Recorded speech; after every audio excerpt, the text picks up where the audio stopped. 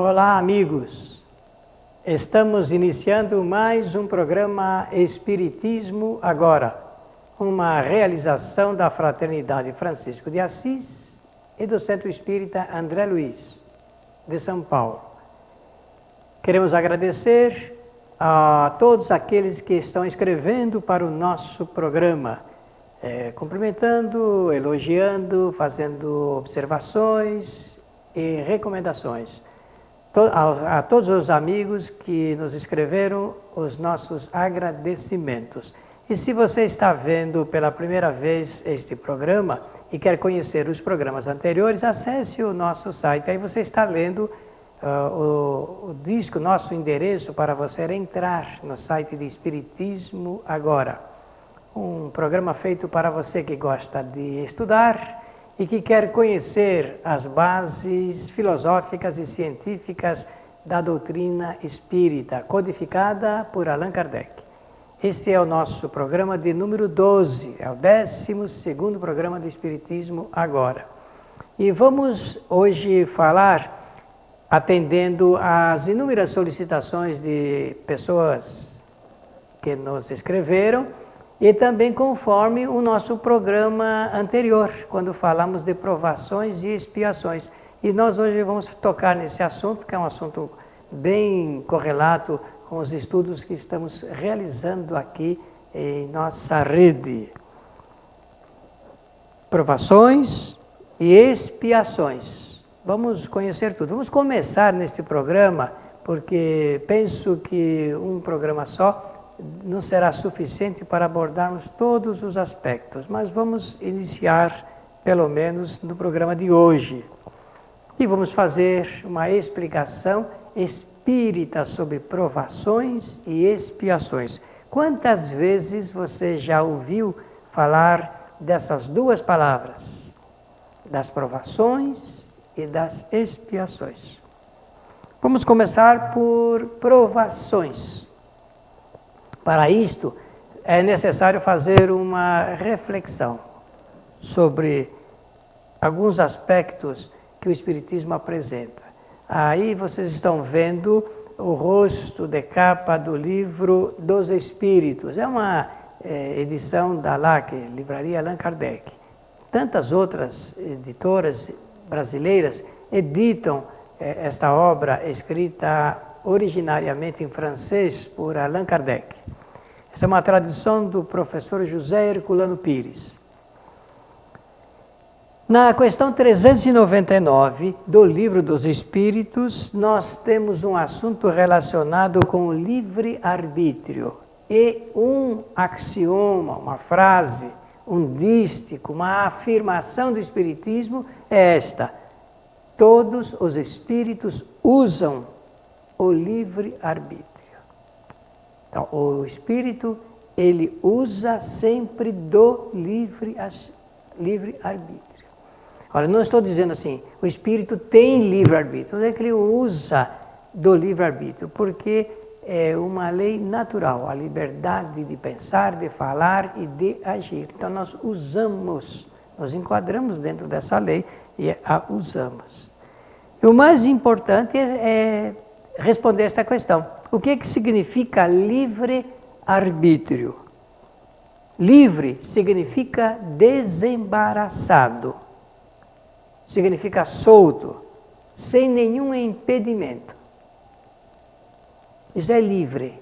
O homem está livre porque está solto, está desembaraçado e não está com nenhum impedimento.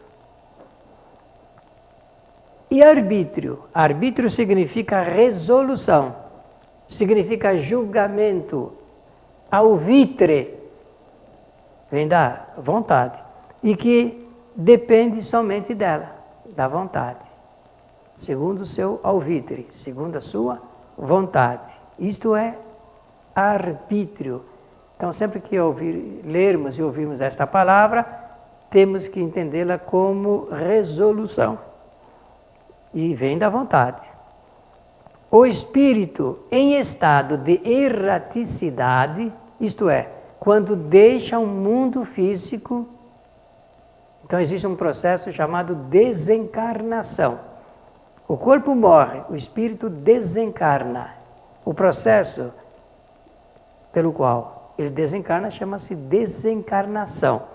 Então, em estado de erraticidade, isto é, não encarnado, porque erraticidade, notem como é que termina a palavra, termina em ade, dade, significa qualidade do que é errático, de que não está mais encarnado, está num outro estado, o estado chama-se erraticidade.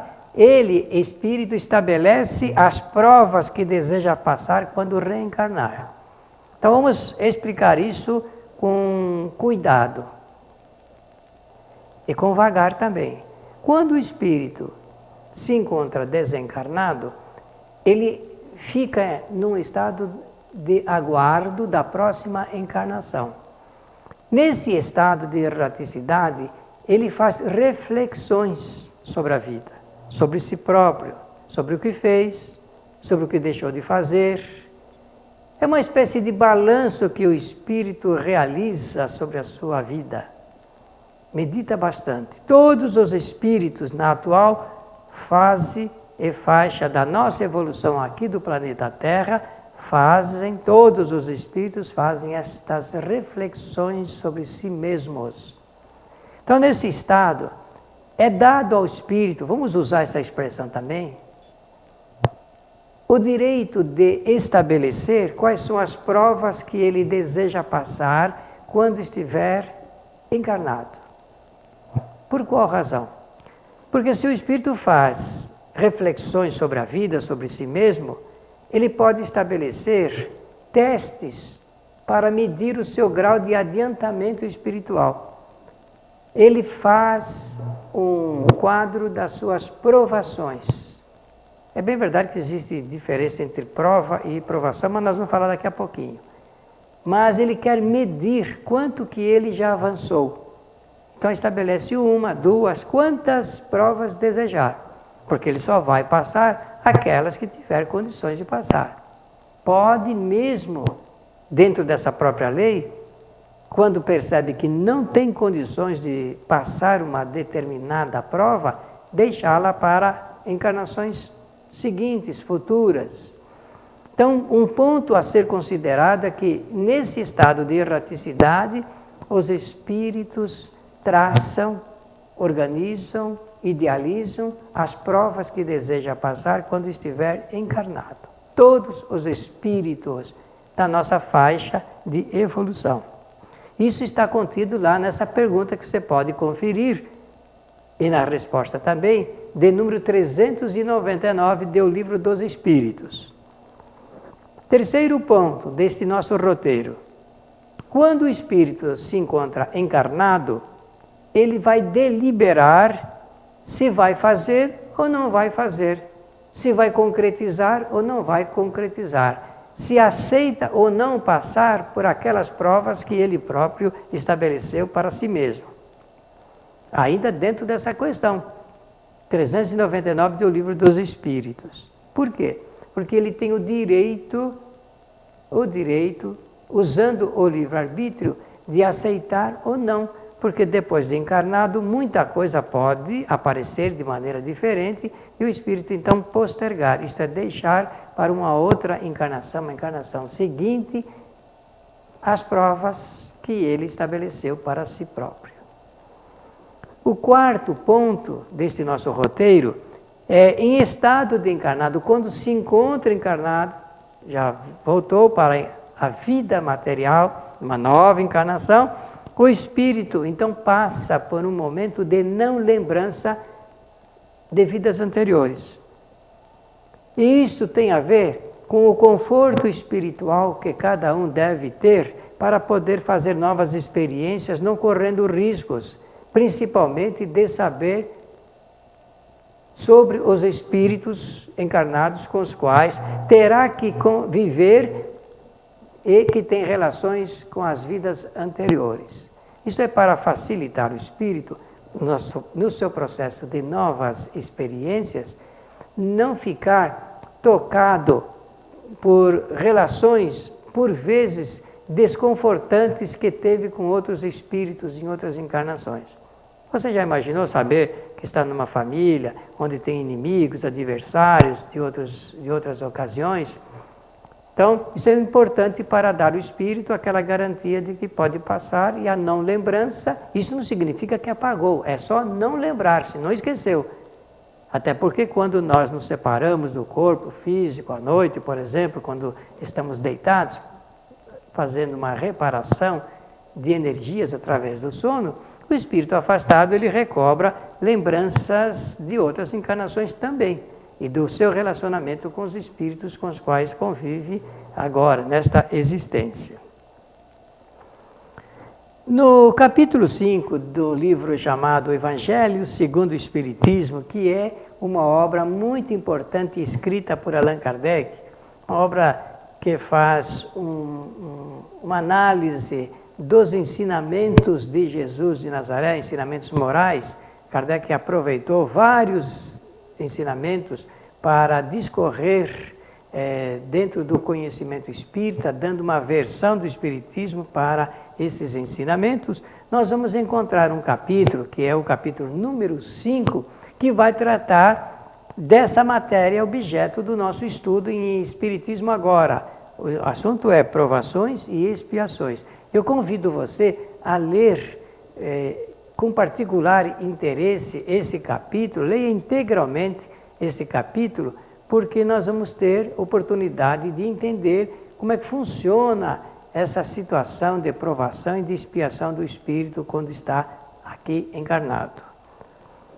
E diz então Allan Kardec nesse capítulo: frequentemente o espírito reencarna no mesmo meio em que já viveu, estabelecendo de novo relações com as mesmas pessoas.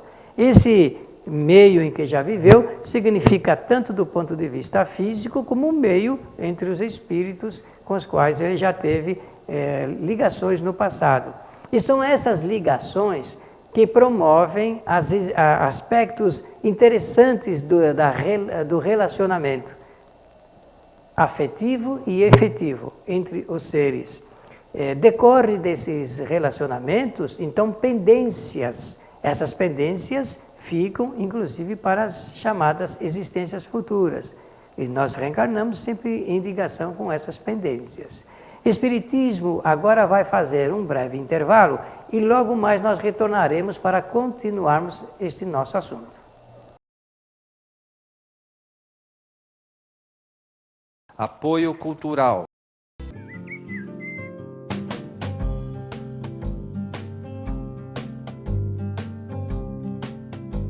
Rádio Boa Nova, a comunicação em prol de um mundo de regeneração. Os livros citados neste programa podem ser adquiridos na Mundo Maior Editora. Acesse mundomaior.com.br.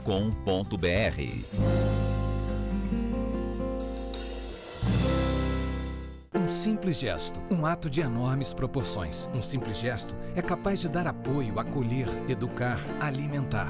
Um simples gesto traz com ele benefícios incalculáveis. Um simples gesto contribui para realizar o bem.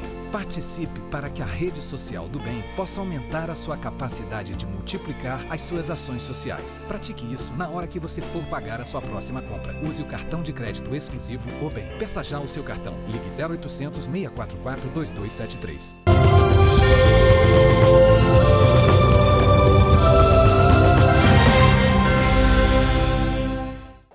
Retornamos em Espiritismo Agora a esse tema aprovações e expiações dos espíritos. E estamos fazendo referência ao capítulo 5 do livro O Evangelho segundo o Espiritismo, onde Allan Kardec desenvolve aspectos curiosos, interessantes e importantes sobre a matéria.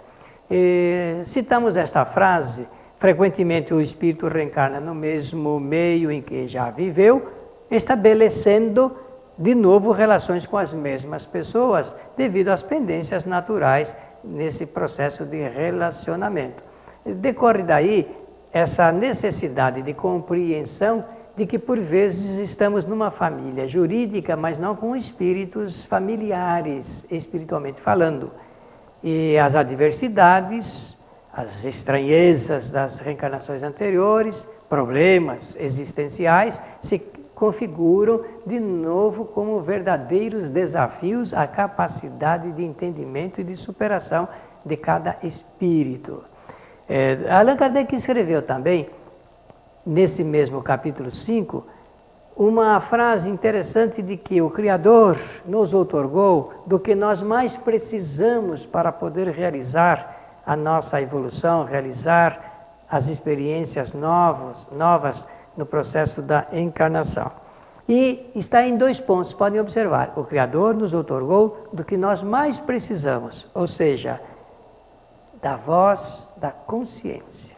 Já notaram, essa palavra é muito usada, a voz da consciência, porque cada espírito tem, e na sua imanência e no seu conhecimento explícito, dados interessantes do que se passou com ele em outras encarnações.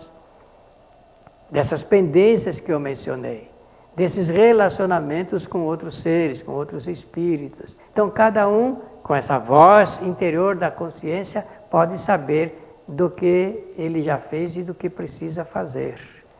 Esse é o interessante aspecto ligado da dotação feita por Deus às criaturas, ligados com o que é mais necessário para que ele possa viver. As atuais tendências más indicam o que é necessário corrigir. Cada pessoa conhece si mesma, conhece na interioridade, na imanência, do que já fez, do que deixou de fazer, das coisas certas, coisas erradas. Não há como esconder as coisas de nós próprios. Podemos escondê-las dos outros, mas nenhum de nós esconde de si mesmo. É esse detalhe que Allan Kardec está salientando nesse capítulo número 5 do livro O Evangelho segundo o Espiritismo. E não é somente após a morte que o espírito recobra a lembrança do passado. Por vezes a gente diz assim, eu gostaria muito de conhecer quem eu fui. Não precisa um conhecimento explícito, basta a gente conhecer a si mesmo na interioridade para saber do que já fez, do que foi. E em estado de sono, então, diz Allan Kardec, o espírito tem a consciência dos seus atos anteriores. Em estado de sono, conforme eu disse anteriormente, nós nos afastamos do corpo, abrimos, ampliamos, recobramos toda a lembrança e aí a palavra tem consciência de seus atos anteriores, significa que pode estar no frescor dos pensamentos sobre o que fez. Essa é a parte mais importante. O que é que nós já fizemos? Isto é bom, é útil, é verdadeiro. Aí está a indicação para você ampliar o conhecimento sobre esta matéria. O Evangelho segundo o Espiritismo, obra publicada por Allan Kardec, no seu capítulo 5, no item número 11. Leia com atenção esse capítulo, porque ele vai ampliar o conhecimento sobre esta matéria. Porque todos nós precisamos conhecer bem esse assunto ligado com as provações e as expiações. E também saber se aquilo que nós passamos é uma prova ou é uma expiação. Quem de nós não quer saber? Até porque existem momentos tão aflitivos na vida das pessoas que o indivíduo fica sem saber se aquilo ele próprio ajustou para si mesmo com um teste, com uma prova, ou se é uma expiação. Uma expiação nós temos que entender também o que seja. Como então poderemos saber se o que passamos é uma prova ou é uma expiação? Você já perguntou isso alguma vez? Então hoje chegará o momento de nós sabermos direitinho como é que o Espiritismo explica essa situação. E como é que nós podemos saber se aquilo que estamos passando é uma prova que escolhemos ou é uma expiação? Bem, para entender bem isso, nós vamos começar esse assunto aqui no nosso programa de número 12, mas provavelmente teremos que esgotá-lo no programa de número 13, aqui de Espiritismo Agora.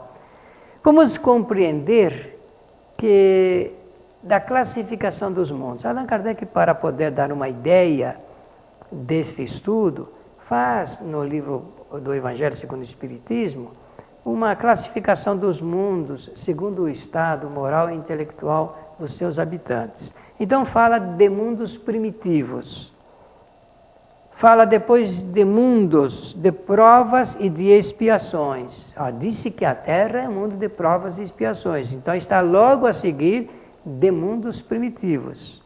E depois fala de mundos de regeneração. Já não são de provações e de expiações tão agudas quanto estas que nós passamos aqui, mas um mundo onde os espíritos passam por um processo de reeducação chamado regeneração. E depois, para mundos felizes, já é bem fácil da gente entender que o próprio termo diz que são melhores, e depois nos remete para os chamados mundos celestes, que foram designações feitas por Allan Kardec para nos aproximar da realidade, da grande verdade. Mas isto não tem, assim, uma inflexibilidade. Allan Kardec diz que é bem flexível isso tudo. O mais importante é entendermos a tônica, o objeto do estudo espírita sobre a matéria. Nos mundos primitivos, Allan Kardec diz que são planetas físicos destinados às primeiras encarnações dos espíritos na forma humana. E que essa forma humana, nesses mundos, é ainda muito rudimentar, bem inicial. Está se formando, tendo essa forma humana. Dá a impressão, já podemos ter a impressão, de que ele está falando de formas bastante diferentes dessa que nós conhecemos. Não é tão bem acabada como nós aqui no planeta Terra. E por ser ainda forma rudimentar e estar ainda no processo de primitividade, a prevalência dos atos são mais instintivos do que racionais. E a luta nesses planetas primitivos, a luta maior é pela conquista da alimentação, pela nutrição. Tudo ali é feito em decorrência da sobrevivência do ser. Não há nada numa forma social como essa que nós vivemos. Olha, estamos falando de mundos primitivos. O Espiritismo diz que logo a seguir dos mundos primitivos, mesmo diante da sua graduação, terminada a fase necessária para esse processo, o Espírito ingressa em um mundo chamado de provas e de expiações.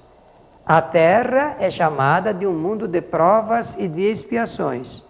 A tendência natural num planeta como o nosso é do mal, porque a falta de conhecimento faz com que o espírito ainda incida em erros, equívocos, em desvios éticos e morais. Por isso que se chama mal. No fundo, o mal é a ausência do que é bom, do que é o bem.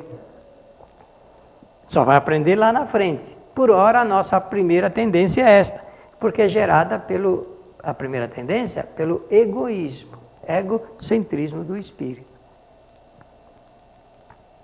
Onde existem as imperfeições morais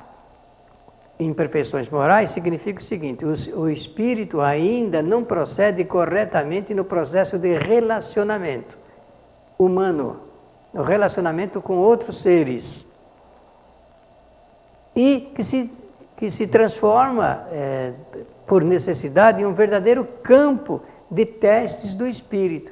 Por isso chama-se provas. O espírito ele vai fazer os próprios testes para medir o grau do seu adiantamento espiritual. Cada espírito faz isto.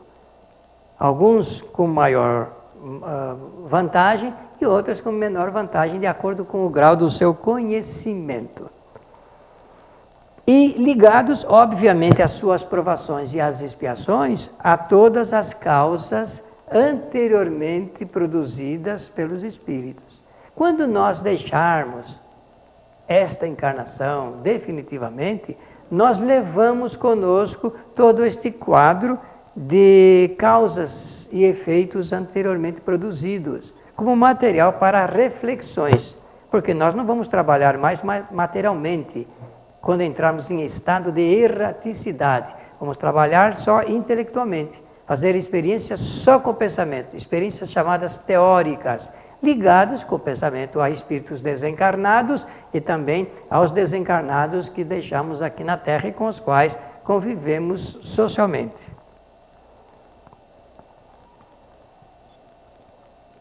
Nos mundos chamados de regeneração, diz Allan Kardec, reina a calma, a tranquilidade, porque o espírito não passa mais pelas situações dolorosas, aflitivas das provações e das expiações.